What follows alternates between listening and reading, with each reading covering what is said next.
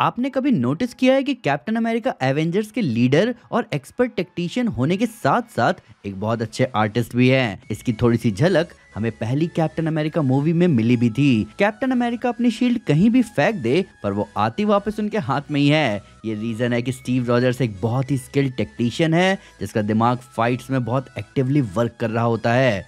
Avengers end game में सिर्फ Hulk और थॉर ही नहीं थे जो इन्फिनिटी गाउंटलेट यूज कर सकते थे। कैप्टन अमेरिका भी इस गाउंटलेट को कम से कम डैमेज लेते हुए यूज कर सकते थे। अब देखो, कॉमिक्स में कैप्टन अमेरिका की हिस्ट्री लिटरली 85 इयर्स की है। तो जो 1000 से भी ज्यादा कॉमिक इश्यूज जब मार्वल में राइटर्स सोच रहे थे कि हिटलर को हराने के लिए किस तरह के सुपर हीरो को सामने लाया जा सकता है, और तब जन्म हुआ कैप्टन अमेरिका का, जिसे मार्वल 3 मूवीज, 4 असेंबल और मल्टीपल कैमियोज में कैसे कवर करेगा, जबकि अभी बूढ़े कैप्टन अमेरिका की लेगेसी भी है। तो इसलिए आज मैं लेकर आया हूँ कैप्टन अमेरिका से जुड़ी 10 ऐसी डिटेल्स जो हमें मूवीज में कभी नहीं दिखाई गई। तो बिना किसी देरी के चलिए शुरू करते हैं। God of courage. तो हम सब जानते हैं कि कैप्टन अमेरिका में हिम्मत बहुत है। सबको बचाने के लिए ग्रेनेड पर कूद जाना, दुनिया को बचाने के लिए बॉम्ब से भरे प्लेन के साथ आर्कटिक में क्रैश कर जाना, अपने एक दोस्त के लिए दूसरे दोस्त से भिड़ जाना और बहुत घायल होते हुए भी थैनोस और उसकी पूरी आर्मी के आगे खड़े हो जाना। आपको लगता होगा कि भाई ये कुछ ऐसा है जिसके लिए कैप्टन को अवार्ड मिलना चाहिए। तो कैप्टन अमेरिका इशू 444 में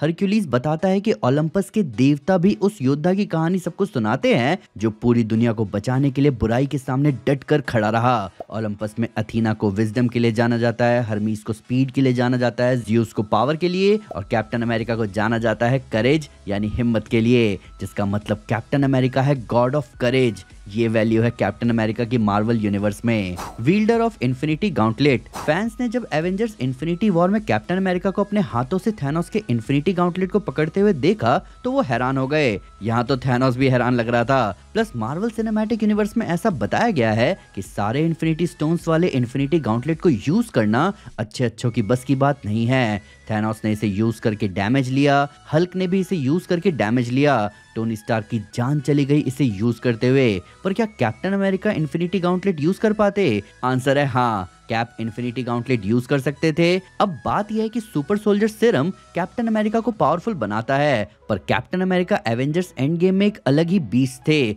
जिसने थॉर के दोनों हैमर का यूज किया था। इन सब के ऊपर न्यू एवेंजर्स इशू 3 में जब इन्फिनिटी गाउंटलेट यूज करने की बात सामने आई तो वहां इल्यूमिनाटी ने खुद कैप्टन अमेरिका को चुना, जहां कैप ने ना ही सिर्फ इन्फिनिटी गाउंटलेट यूज किया बल्कि इनकर्जन रोकने के लिए दूसरे अर्थ को पुश भी किया। जिनको इस कहानी के बारे में पता है वो जानते हैं कि ये एक इम्पॉसिबल टास्क था, पर तब भी कैप्टन अमेरिका ने दूसरे अर्थ को पुश कर ही दिया। An innocent soul. Captain America जितने रफ एंड टफ है अपने देश के लिए उतने ही वो मासूम भी हैं। इस बात के अच्छे खासे प्रूफ हमें पहली एवेंजर्स मूवी में भी दिखे थे, जहां बेचारे कैप को कई सारे रेफरेंसेस नहीं समझ आते, पर कैप की मासूमियत हमें देखने को मिली द एवेंजर्स इशू 277 में। यहाँ एवेंजर्स का सामना होता है जीमो के मास्टर्स ऑफ इविल से, जहाँ जीमो ने हर एवेंजर को हराने का प्लान रेडी रखा था, जहाँ वो कैप्टन के सामने उसके लॉकर के सामान बर्बाद करना शुरू करता है। वो कुछ फोटोज फाड़ देता है और कैप्टन अमेरिका की ओरिजिनल शील्ड बर्बाद कर देता है। अब देखो, उसने कैप्टन अमेरिका को दुख दे दिया था। अब जब ये पूरी लड़ाई खत्म होती है और एवेंजर्स जीत कर निकलते हैं तो कैप्टन अमेरिका जाते हैं अपने सामान के पास और एक फटे हुए फोटो को पकड़कर रोने लगते हैं। वो फोटो उनकी माँ की थी, उनकी माँ की अकेली तस्वीर जिसे जीमो ने फाड़ डाला।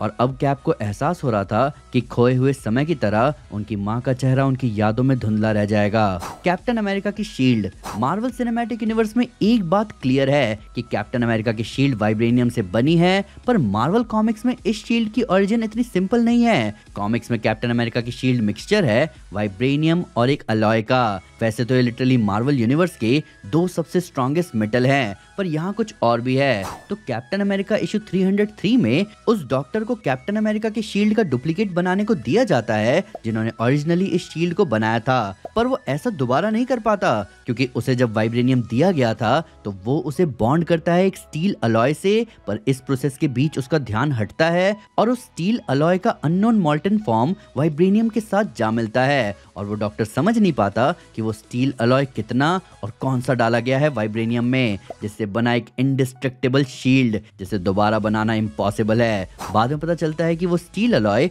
एडामेंटियम था, पर तब भी इस शील्ड को दोबारा बनाना इम्पॉसिबल है। एक चलता फिरता हल्कबस्टर, एक 1v1 बैटल जो मार्वल सिनेमैटिक यूनिवर्स हमें दे नहीं पाया। Super soldier captain America versus raising monster Hulk. अब हमने देखा ही है कि एवेंजर्स बहुत मुश्किल से ही हल्क को संभाल पाते थे। थॉर पहली एवेंजर्स मूवी में बहुत मुश्किल से ही शील्ड हेलिकैरियर को हल्क से बचाने की कोशिश करता है। आयरन मैन का कॉन्फिडेंस अच्छा था हल्क बस्टर आर्मर में, पर हल्क बस्टर में भी उसे मुश्किल हुई हल्क को संभालने में। लेकिन फैंस इमेजिन करते हैं कि क्या होता जब कैप सामने आते हल्क के। ऐसा कॉमिक्स में हुआ है। Fallen son the death of captain America issue 4 में स्पाइडरमैन याद करता है कि कैसे कैप ने उसे हल्क के अटैक से बचाया था। कैप ने अपनी शील्ड से हल्क के पंच रोके, अपने पंचेस से हल्क को पेट दर्द दिया और अपनी शील्ड से हल्क का खून भी निकाला।